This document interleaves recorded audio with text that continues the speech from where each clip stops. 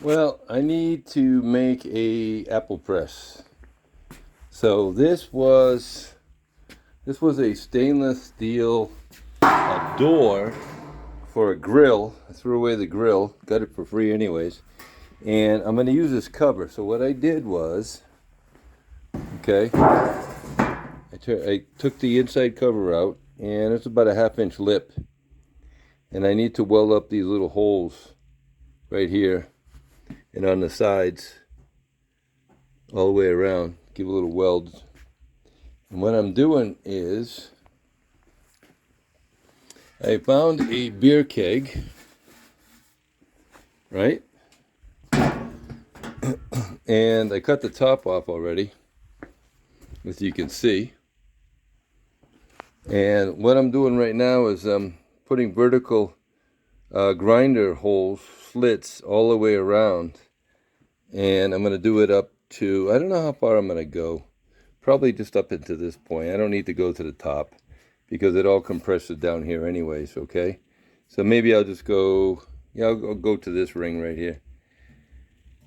Okay, so this is going to sit on here like this. And I'm going to put a hydraulic jack right now, and then I got a couple of metal brackets that I am going to go across the bottom, and I'm going to come up to the top, and I'm going to weld it across. And I think what I'm going to do is I got enough of these beams right here. I think I got 3 or 4 of these.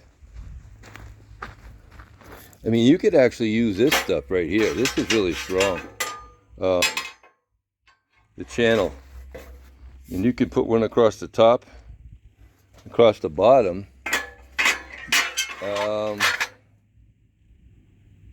But maybe not. I'm not gonna, I'll use this one here. So what I'll do is I'll set this like this. I'll cut it. One there, and then I'll weld a vertical, and across the top, and I'll make a square box.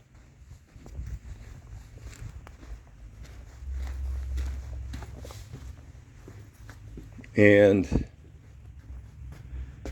the box this will sit on the box, and the pressure will be, of course, right from here and here down on this plate.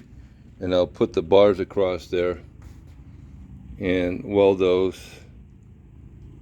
And then I'm going to build a round piece of wood cut in half. Oh, no, I don't need to cut it in half. Just a round piece of wood. And I'll strengthen it like a big block of wood. That'll fit in here. And then the hydraulic jack will go right on top of that.